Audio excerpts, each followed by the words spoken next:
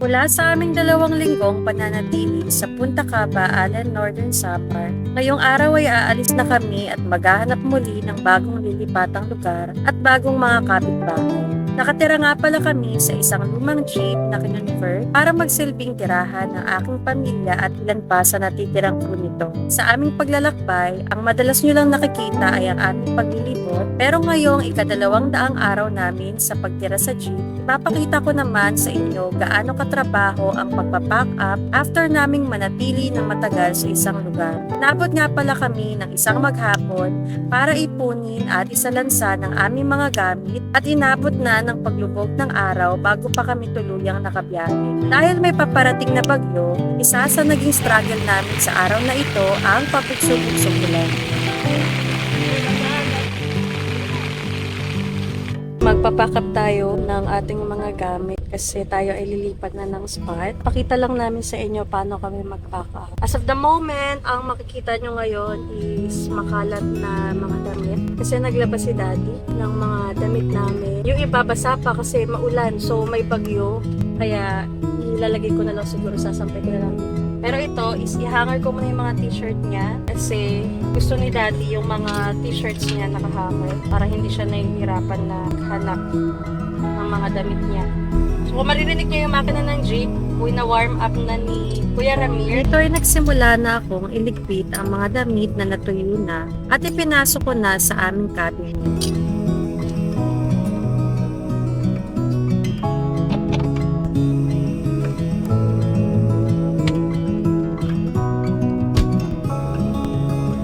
Sa kusina at sala naman ay nagsimula na rin kami ni Joe magligpit ng iba pang damit at sinampay. Ikaw pala.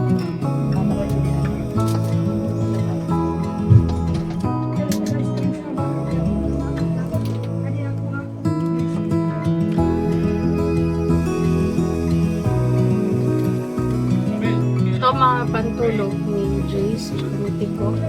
Lagay mo na ito sa kwarto.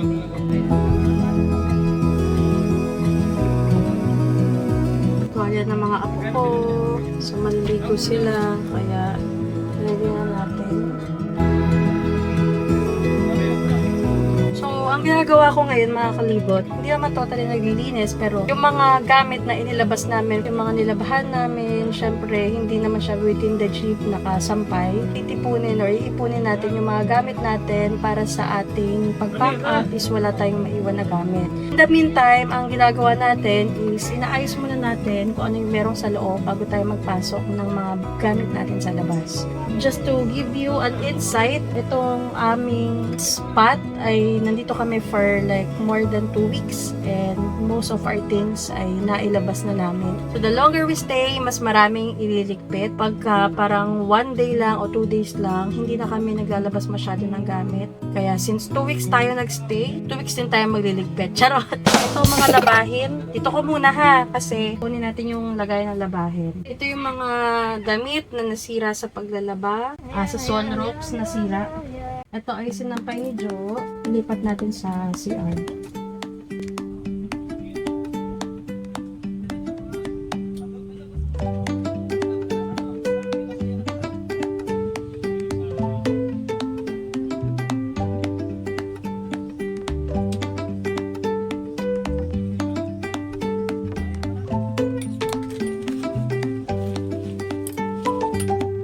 So, habang naglalabas si Daddy mga kalibot, si Jace naman dito nag-aaral. Si Chris, busy. And of course, si Ramir. Ay, naku, napakasipag naman. Hindi man ni Bella hawak niya ngayon, bigas. Habang nagliligpit ako, andito naman si Daddy nagsasampay ng mga puti na ibinabad niya. Dapat tapos ito nung isang araw pa eh. Kaso, ito na yung ulan. Yung mapagsampay sa labas. Yung mga ano na, hindi na tumutulo. Pwede na yung kasala ko yan sa kwarto. Pero itong mga tumutulo, siya.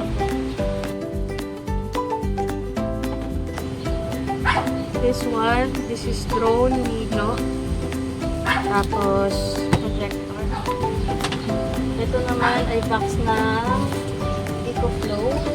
One of our power stations. Full charge.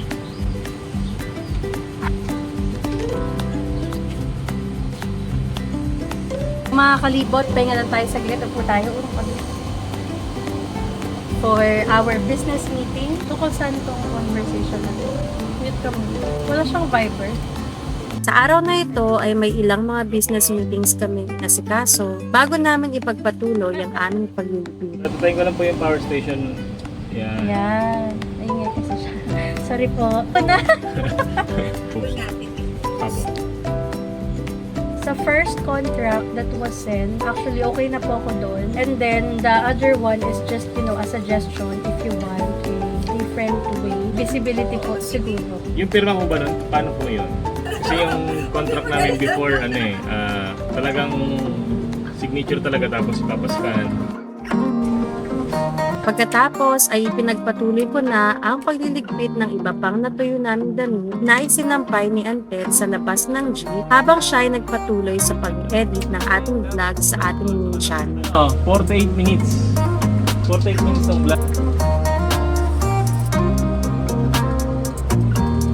Tapos dito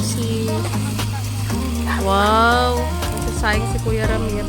Dito nagluluto si Jo ng ano niluluto mo? Pork asado. Wow! Pork asado. Ngayon lang ako makakatikim ng hindi siopaw na asado. Tapos nandito yung dalawa sa ating food ng jeep, pinaliguan ni Jace. Tapos si Daddy naman ay pupunasan sila. At sa mga hindi pa nakafollow sa aming main channel, sa channel ni Chris, at dito sa aking vlog, sana ibigyan nyo kami ng konting oras na i-follow at i-subscribe ang aming mga channels. Yung repitura kayo nakaraan?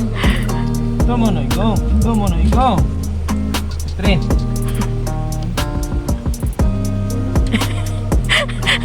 Dito pala sa Punta Caba, may mga open cottages at kubo for rent and sa ilang araw namin dito ay may nagamit kaming masisilungan para sa aming pagtatrabaho, pag-aaral na hindi na kailangan pang buksan ang awning canopy ng aming jeep.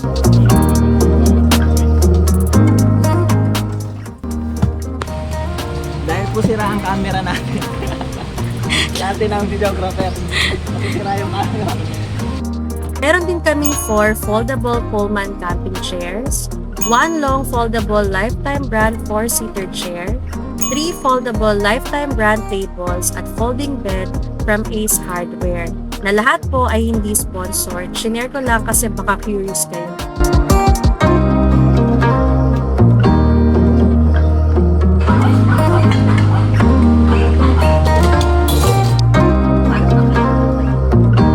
Ito naman ay bitbit ko ang storage ng aming mga condiments for our outdoor kitchen na todo explain pa ako, kaso ang hina naman pala ng audio kaya i-voice over ko na lang din.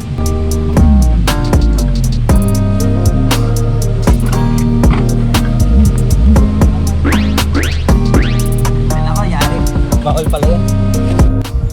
And then this, unang box, lagay ng sticker, lagay ng dog food, lagay ng bigas.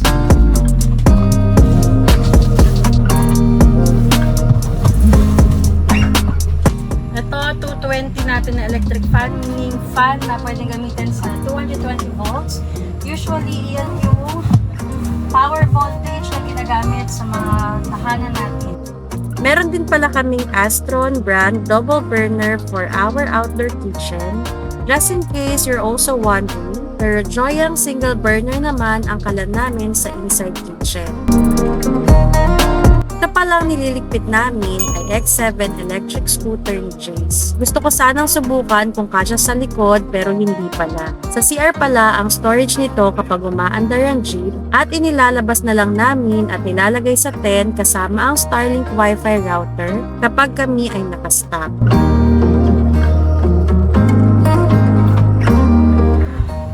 So now, siguro maintindihan nyo kung bakit hindi kami pwedeng umalis palagi. Kasi dala namin talaga yung bahay namin. At literal na bahay, hindi talaga siya yung para lang mag-camp. Ito talaga yung buhay namin. May nag-aaral kaming anak, trabaho, may buhay din sila bilang bata. Kung sa bahay lang namin, madami talaga kaming things, no? Pero here, we try our best na parang nandun pa rin yung comfort ng bahay sa bahay jeep. So, yung sinampay na inabot sa akin ni Daddy, sinampay siya na basa. Tumutulo pa. Kaya sa CR natin ilalagay.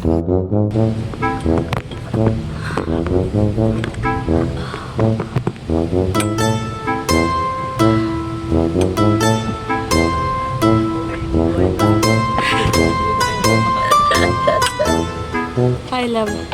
Okay. So, dito guys, pack up tayo. Yung mga mesa natin, dito natin ilalagay sa top load. Baka malaglag. Grabe effort mo ah. Ay, buwis buhay. So mga kalibot, nandito kami sa top load. At inayos nila yung mesa para sure na hindi siya malaglag pag umandar tayo. So when I say top load, as in nasa top talaga tayo. Itong ating tanawin. Ayan. Salamat, Daddy.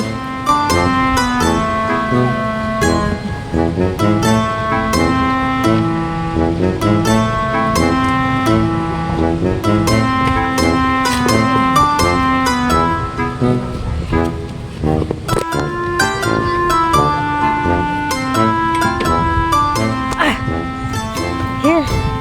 Lahat kami ay kumikilos kapag nagpa-pack up and unpack.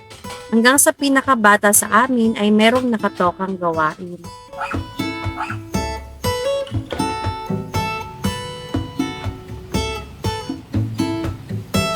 So yan ay mga tubig natin. Si Kuya Rami hindi pwede magbuhat kasi bagong opera to. Kaya okay lang yan. Makikita nyo rin na bukod sa water storage namin sa taas, ay may ilang small drums at mga timba kami na nilalagyan namin ng clean water para meron kaming stock ng tubig just in case walang guaranteed water supply sa aming destination.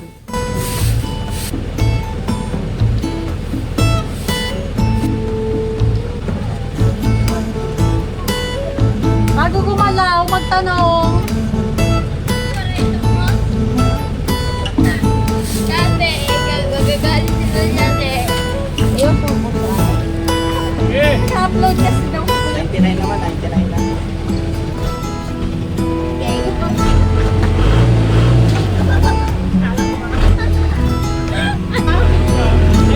At sa wakas, after how many hours ay natapos din namin ang aming pagliligpit at ngayon ay haharapin naman natin ang isa sa malaking struggle natin ngayong araw. Napakarami kasing mababang wire sa lugar nito. Teko, wag na. Si Kuya Antat na lang. Baba ka na po. Si Kuya Antat mo na lang. Baba na.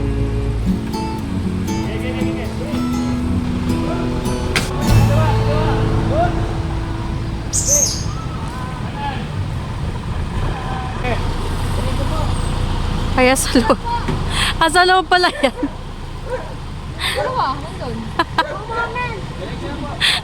Nagmo-moment si Citrin.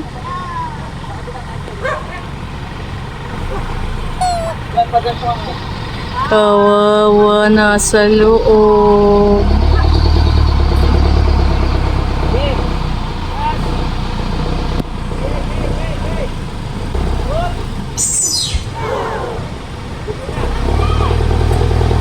Bakit may sinasuggest sila niya? Oo, gagawin nila yon. Gagawin daw nila, Kuya Ramir.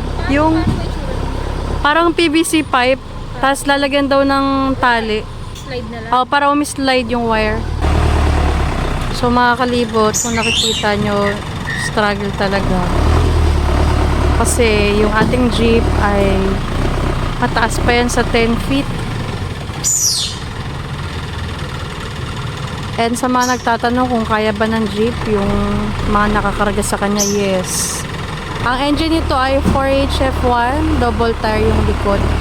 So ito mga kalibot, inabot na kami ng dilim sa pagpapack up and ngayon ay gabi ng lagim.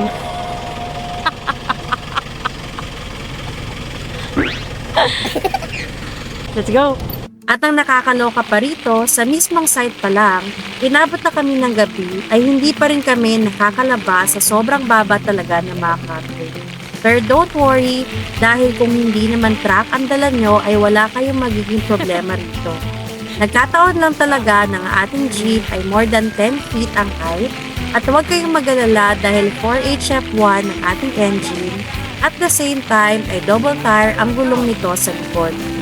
Kabig ng isang mini truck pang buhangin ang lakas ng bahay jeep.